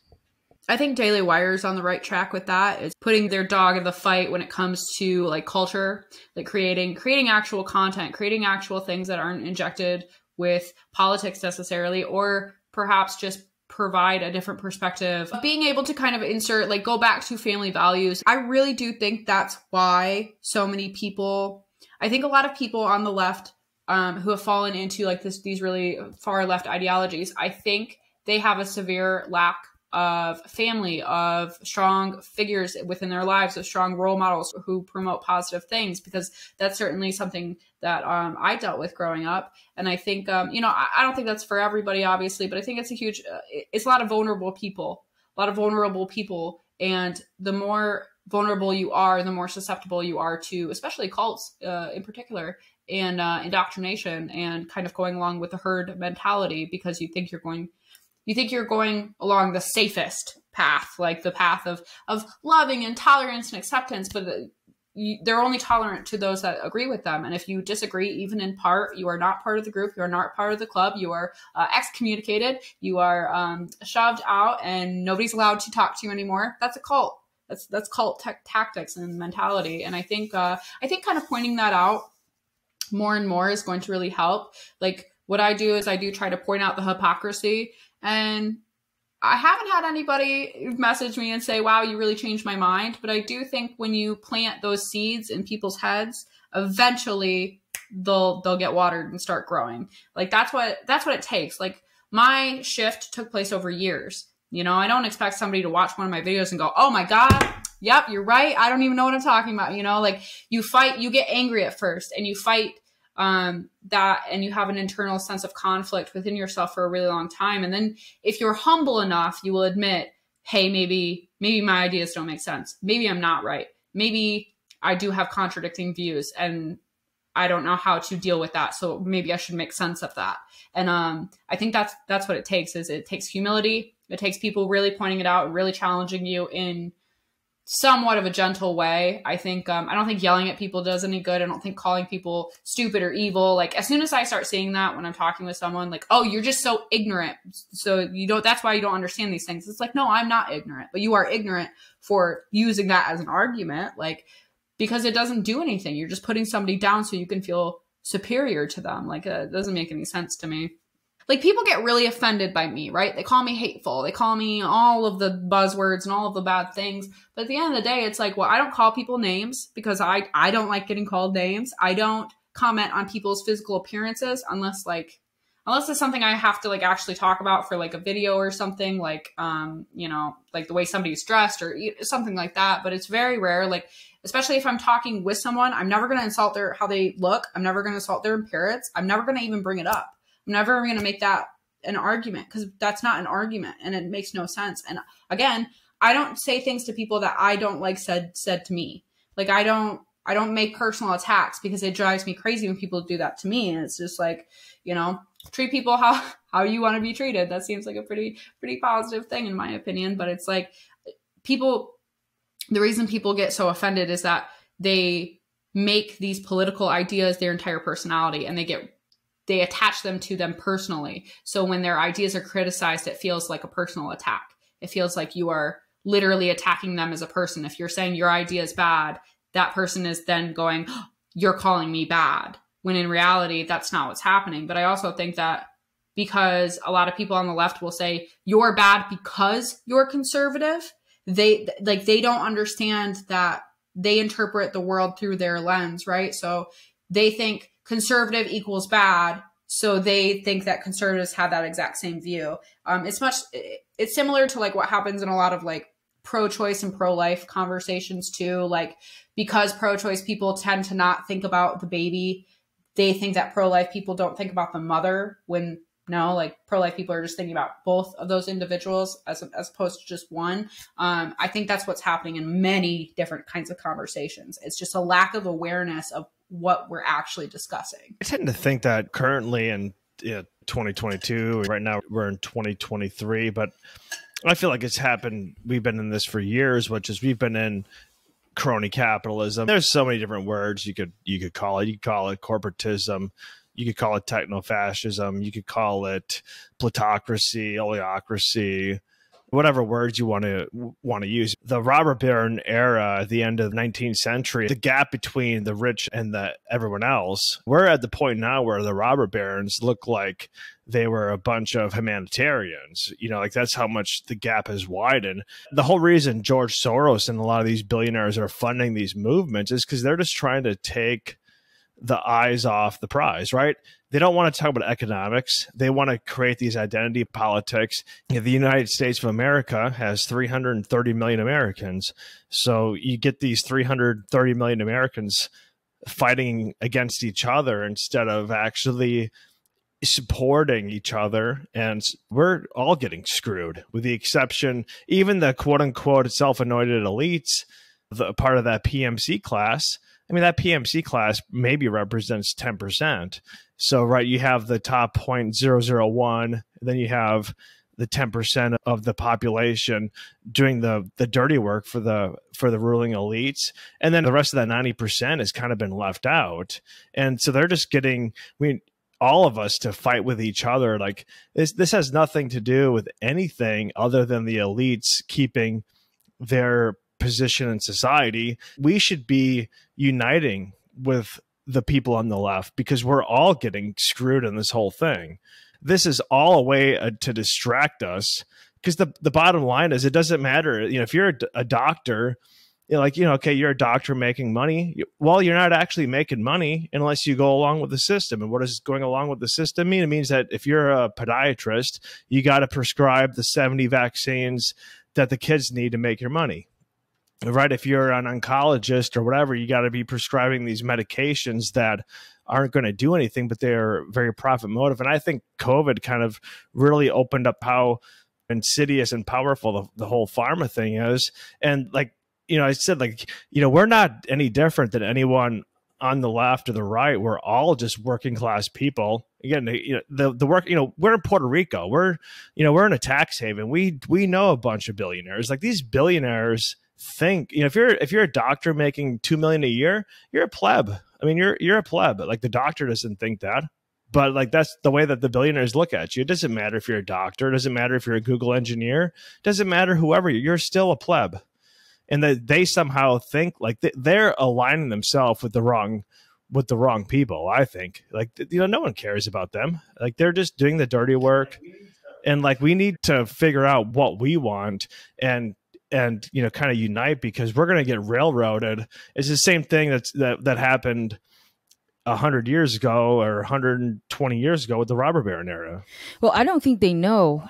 If you were the founder of the Black Lives Matter movement, say, and you're getting donations from a billionaire, you're getting validated that what you're doing is correct. Like, I don't think they know the exact agenda. You're basically, as soon as the billionaire, I support you, here's $200 million, keep fighting a good fight. And yeah, but then if that's the case, then why did the founder of BLM go buy a bunch of mansions in Malibu then? She obviously doesn't care about BLM either. No, yeah, you're right. It becomes a shill, but I don't think they know. They're going to abide by the billionaire who's giving them money. They're gonna bow down. They're gonna, you know what I mean? It's like, oh my God, George Soros is on the phone. Like, everybody stop what you're doing. Like, take this phone call. Like, they're taken by the money. It's like, oh, I can live the same lifestyle. I'm stamped of approval by a billionaire. I'm good to go. Let's keep doing this. White people suck. It's like, I just don't think they know any better. But I think Ashley said something really important that made me think about this channel and this podcast, is that we are being divided. And I think there's the reason why there's some guilt when I post this content is because of it's like, I feel super polarized. So it's like, now I have to think about, how do we put the content out, say what we do have to say, but continue to invite some kind of unity in the content? Because this is where I struggle, is that, like, if I'm polarizing, I'm part of the problem. But we do have to bring some of this stuff to light.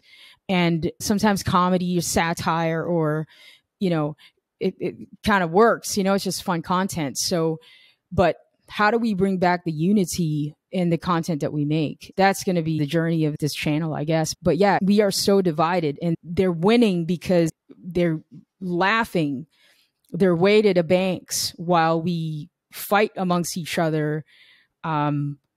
It's no different than, like, governments funding militia groups in the Middle East and profiting off of wars that goes on. This is what I really feel it's going on here, but it's very difficult to talk about it without being called some conspiracy theorist or getting canceled. I mean, you're a content creator, Ashley. So how do we do this to where it's more inviting? Yeah, and it's something, it's funny. I have a lot of subs, right? Like, I'm getting close to 100K on YouTube, which I can't really wrap my head around, because I haven't made like a whole lot of videos. Like, I put a lot of my content, like a lot of my shorts are like old TikToks, or they're like that short form video content and stuff like that. And that's how a lot of people found me. And I made quite a few videos, and I don't know what direction I want to go in. And I think at this point, I just kind of want to do whatever I want to do. Like, I want to talk about whatever I want to talk about. It doesn't really matter. But I think that there are a lot of people who will just say you're super polarizing no matter how you put your message. Like, I get that all the time. I get, oh, you're so hateful. Oh, you're so horrible. Oh, you're just, you're just pandering. You're just a grifter. You're just lying to get brownie points. And I'm like, okay, I'm sorry. If I was lying, would I have purple hair? If I was like, if I wanted to appeal to very conservative people, would I keep my piercings and dye my hair whatever color I want? Probably not. I'd probably take them out, and I'd have brown hair still. Like, I only dyed my hair over the summer anyway, because I just wanted purple. I just wanted it to be purple. So I enjoy it, and it's just one of those things. It's like, yeah, I'm not somebody to shy away or back down from disagreements with conservatives. I think that's a really important thing, actually, is to just acknowledge, like, hey, this isn't one-sided in the sense of I'm right-leaning and you're a leftist, and so I hate you because you're a leftist. This is pointing out, hey, these ideologies don't work. These are bad ideas, and here's why. And I think that's much more impactful. And there's just going to be people who aren't receptive to that whatsoever. That's just, it is what it is. But I think just, like, again, approaching it from there's a lot of people right now who have just gotten so fed up. They're like, oh, all these people are just evil and horrible. And I just don't believe that. I think that the average everyday person, it's like, I wasn't evil and horrible, but you would have said the exact same thing about me. So I think it's important to just keep that in perspective. And, you know, like, it's funny because, you know, I'm not religious by any means, but I try to talk to conservatives about religion. And it's conservatives who like turn me off from a religion a lot more still. Like, it's a lot of the super religious people that I'm like, you're not presenting this in a way that actually resonates with me. So why should I keep reconsidering my position on it? Like, why is it beneficial to me? You know what I mean? Like, even though I do see a lot of benefits in it, I do think that it's important in several different ways. But I think at the end, it's mostly people who end up kind of ruining certain things for people, like that are just too far in it. And again, it's like, you know, some of the concepts that leftists promote could be good in theory, but it's just like you're creating more of the exact same problem that you claim to be against, you know? So I think that's the end problem. But again, I think just in content, just say what you think and present it in the best way you can.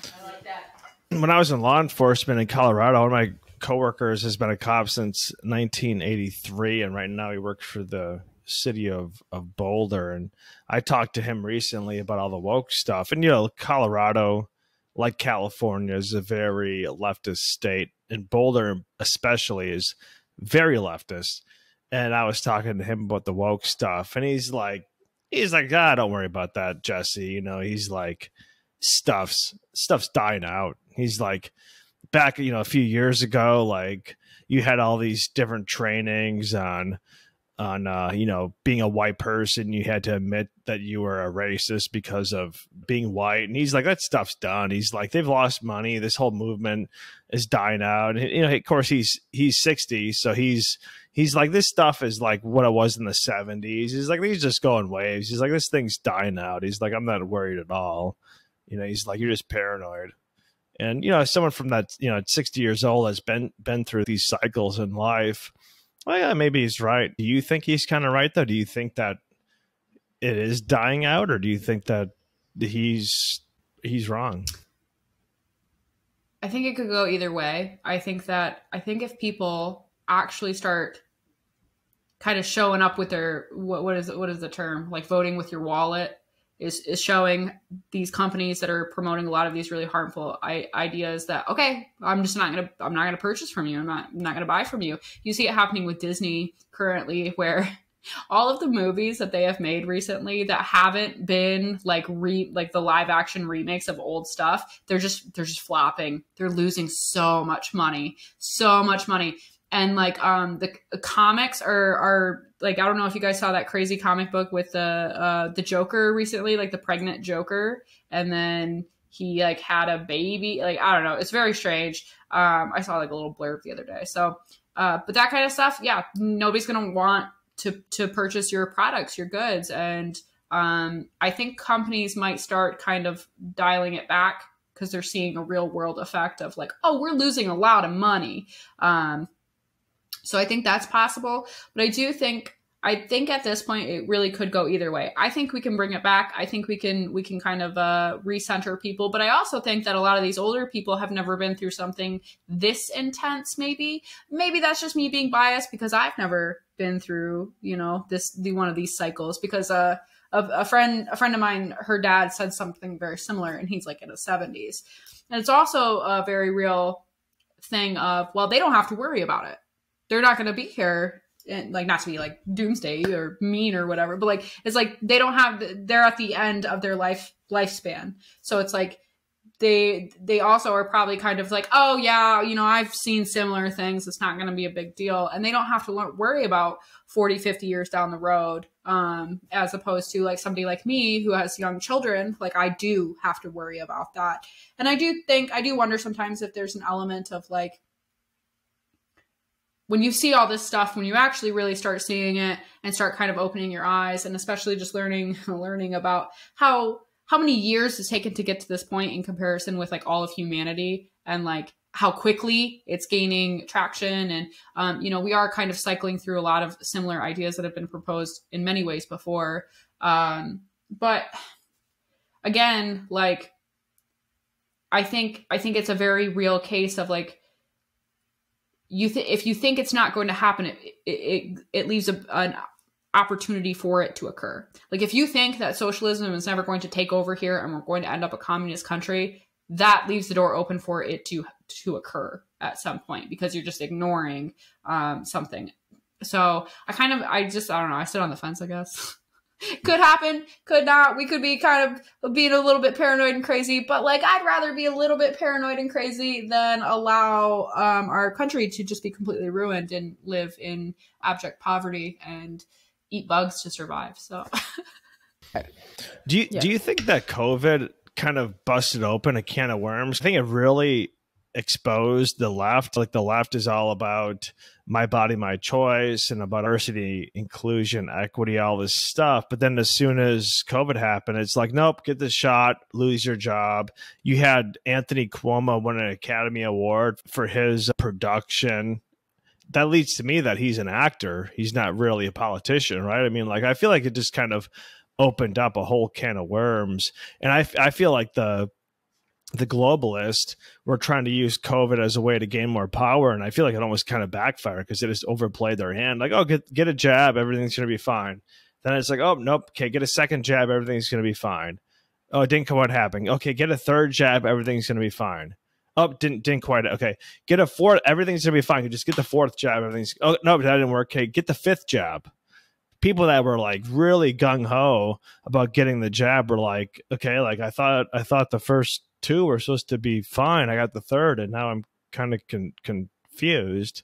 And I feel like the whole COVID thing really just turned into a shitball because it really has exposed the whole agenda. Now you have Bill Gates coming out talking about his new pandemic in 2025. You have Europe talking about having these climate lockdowns, and like it just seems like the whole agenda has been just exposed. And so I feel like the whole reason for this polarization is because the elite agenda has been exposed, and now they have to like try to go into damage control. And a lot of the the sheeple, and whatever that means. But I feel like if you're in school and you're just like Kai said, Kai's 41.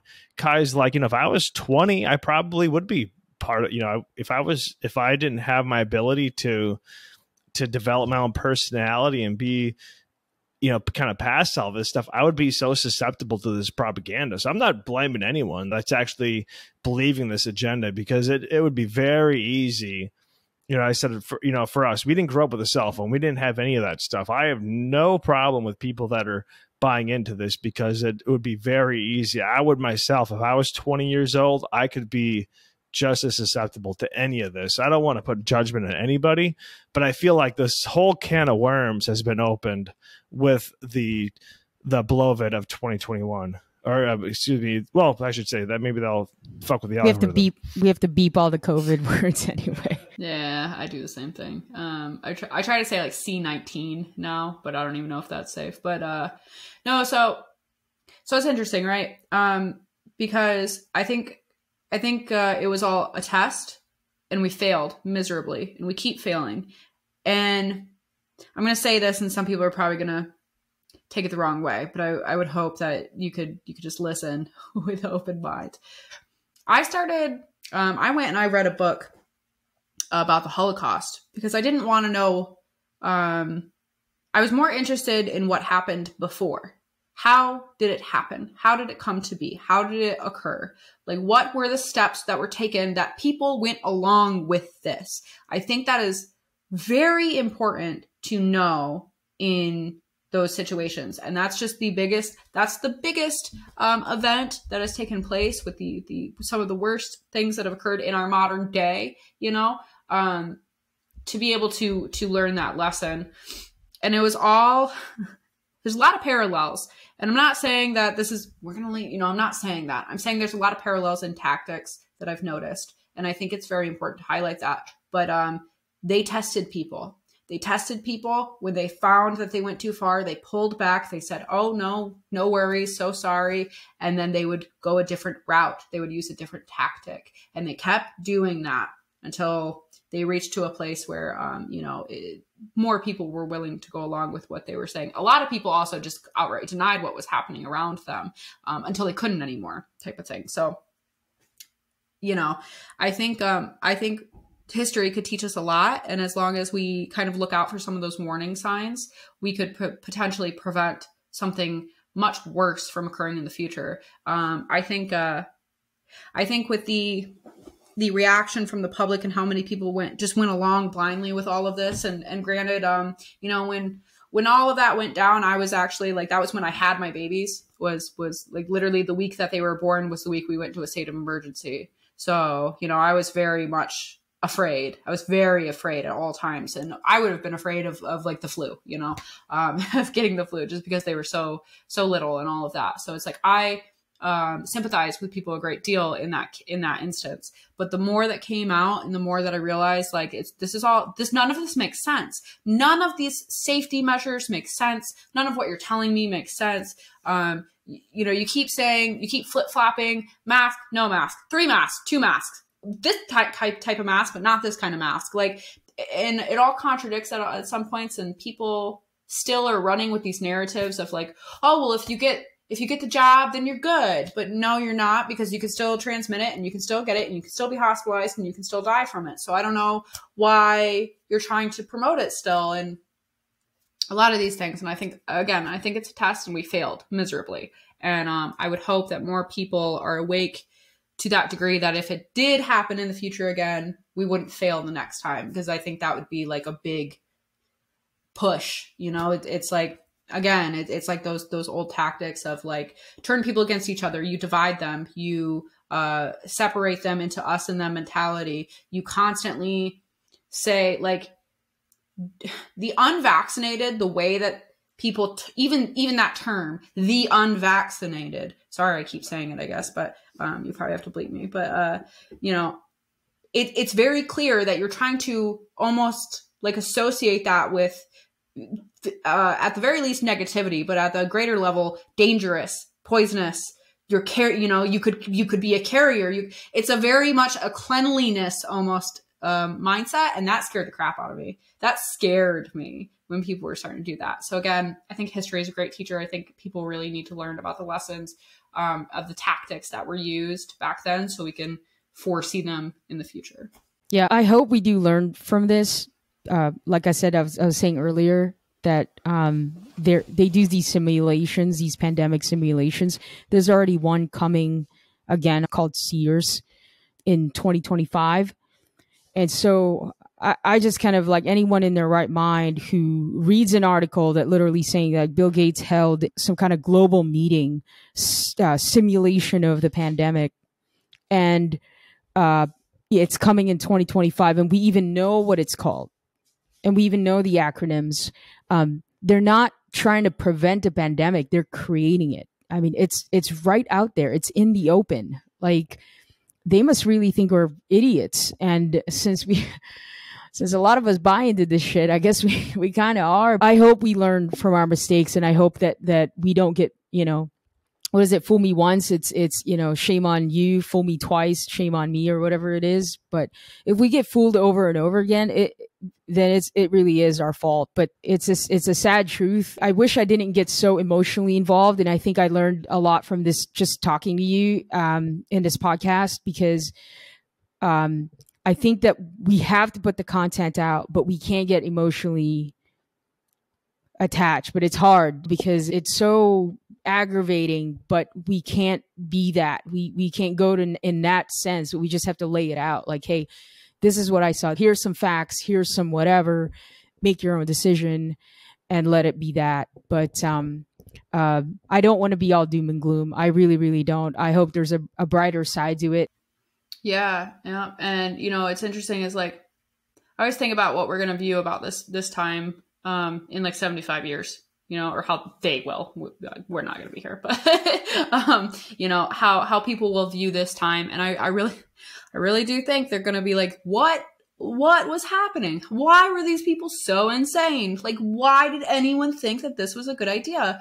And I think that this like idea of like, be who you are has been so distorted, because again, if you just want to be who you are, just dress how you want to dress.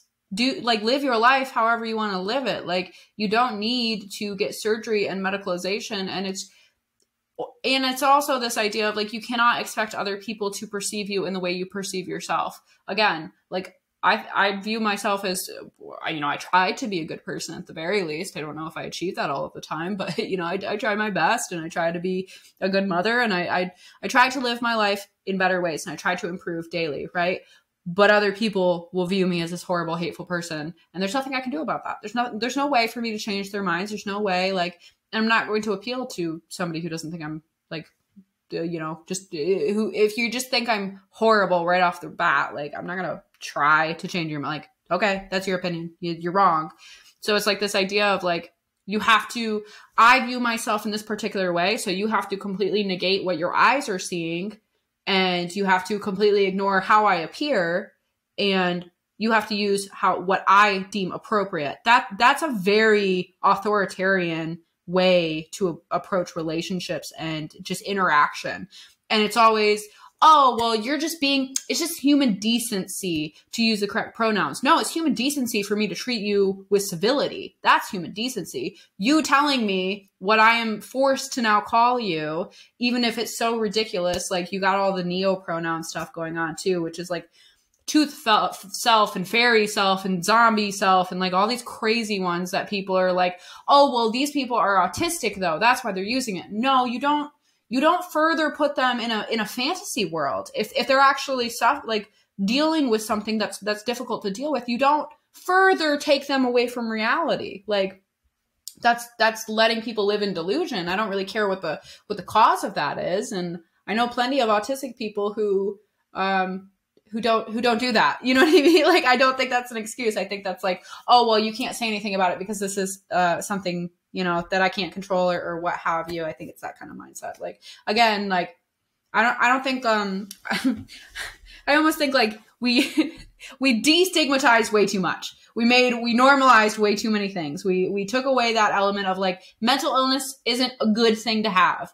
Like, you should address it and correct it and try to improve yourself. You shouldn't live within it and let it completely overtake your entire life. You're talking about cognitive dissonance when you were a left, and now, kind of being, I like to use the word conservative because I just feel like conservative should be replaced with the word common sense.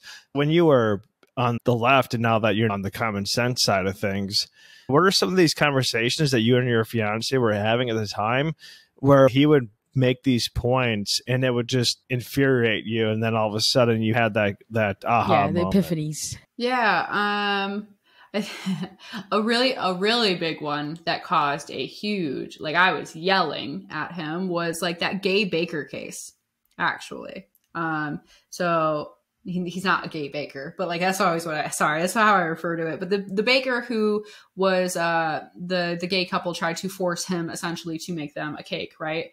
And we got into a huge one about that in particular. And I like remember like being outside and like just being completely dumbfounded. And, because he came at it from, well, this guy shouldn't be forced to provide a service that he doesn't want to provide to somebody. Like, he shouldn't be forced to make this cake. And then he started pointing out how like the couple in and of themselves, like, they were going around to different bakeries to try to find somebody who didn't want to do this. And then the baker in this situation also had offered them a pre-made cake. He said, oh no, like, I can't make you this cake, but you can buy something in the store. This is my art. This is how I this is like a First Amendment thing. And it's my freedom of religion. And then like it's an art form type of deal. And so like, he's bringing up all these points and I'm like, they're just like hitting me and they make sense, but I'm still just like, no, but you don't discriminate against gay people. And he was like, yeah, but you can't like force, so that was a really big argument. That was a bad one. And then I think abortion was another really big one because I was using really weird justifications to try to morally justify my pro-choice stance. And he would just constantly point those out of, hey, that doesn't really make sense. Like I would use the poverty argument as a really common argument in the pro-choice circles, is like, oh, well, you don't want a kid to grow up in poverty. And I would say that, and he would be like, okay, well, you grew up like that, and you turned out pretty well, and you got out of that. And what are you talking about? Like, why would you not believe that somebody else can do that? And I was like, that hit me really hard. And it took me a number of years to kind of like admit that and sort it out in my own brain. But yeah, just so those really like kind of big ones. And I think a lot of the trans stuff too, in the aspect, like one of the biggest contradictions I personally see is this idea that men are all evil and oppressive, and they're raised to be like that from society, right? Okay. So that doesn't make any sense if you're also promoting trans women in female only spaces, because you're saying that the same people that have been socialized as a boy and being brought up to be evil and oppressive towards women are the same people we should allow in our spaces. There's also another added element of, okay, so who's raising and teaching these boys to be this way? Because women are the primary caretakers and teachers and doctors and nurses, and they're surrounded by women all the time. And especially if they don't have a father in the home, because there's so many single family home or single parent homes, primarily single mothers. So like none of those ideas all work together when you actually present them all in that way. But for some reason, people just look at these issues so singularly that they don't ever, I always say, like pan out and look at the whole picture of what you're presenting, because it doesn't make sense when you start connecting all the dots. Yeah, definitely. I think even I myself, I still don't know where I stand with the abortion debate. I haven't made up my mind. I think I was growing up. Again, I was pro-choice, and now I'm kind of like thinking about it again. But I just hadn't thought about it for a long time. So even I personally haven't done that, and I know a lot of people can relate. I'm sure a lot of this is confusing to a lot of people as well. We have to be willing to learn and understand. In 2023, is the United States of America a techno-fascist country? I'm not super familiar with that particular term, so I don't want to speak to something that I don't understand, at least in part. I think that people have this idea of fascism as only being this far right ideology. Fascism can be on either side of the aisle. It just depends on the tactics that are being used. But again, if you go far enough, you end up in a circle. You end up doing the exact same things, exact same behaviors. It's just from a different perspective, essentially. And I think that's what the far left is currently doing. And they have no idea what they're actually doing. You're dividing everybody by race. You're trying to divide everybody by any type of intersectionality that you possibly can, and to create an us and them mentality. And I do get frustrated sometimes, like the idea of like picking a side. Well, at some point you do have to pick a side, because at some point it becomes imperative to kind of all rally together against all of the bad ideas. If you just continuously live in this like bubble of like, oh, blah, blah, blah, blah, like I feel like that's just very wishy-washy in some senses. Like now, I don't have the us and them mentality in the sense of like, I don't think any differently of people. I don't think badly of them, but I do think that if you refuse to ever pick a side, you're going to end up on the losing side. That's what happens. But anyway, so I think that we're gearing towards something that could be potentially really bad, but if we have the ability to bring it back and promote more better values, better ideas, I think that's the problem, is that there's no good alternative. People think that all conservatives are these crazy religious nut jobs that don't provide any type of good to the world. In reality, if you actually present a good argument and present your ideas in a positive way, they can resonate with a lot of people, as that I've seen on my own channel. And by the way, if you guys want to find me, I am Freely Ashley all over the internet. I'm on YouTube, I'm on TikTok, I'm on Instagram, I'm on Twitter as Freely Ashley 92. Because I was dumb and didn't think about my handle over there. But I'm also on Rumble. Like I'm literally everywhere. So go find me, interact with me. I love to talk to people. So. All right. Thank you so much, Ashley. We really appreciate you taking so much time and having a conversation with us and continuing to inspire us as content creators that we have to do this work is important. And then we can always take a break if we wanted to, but it is important work. And so we love your work and you're super courageous. Thank you so much. I've really been inspired in this one. And also happy birthday. I guess your birthday's coming up. Thank you so much. And so that's it. I hope you'll come back again. Thank you guys for inviting me. This has actually been a really great conversation. You guys have given me a lot to think about. So, all right, everybody, that is it for our episode. That is it for this episode of El Podcast. And all the links to check out Ashley's work will be in the description below. And once again, if you have found us and you're not yet subscribed, please subscribe on YouTube and Rumble, and you can also download the full podcasts on Spotify, Apple Podcasts, or wherever you get your podcasts from. And once again, we want to thank Ashley for joining us today, and we will see you all on the next episode.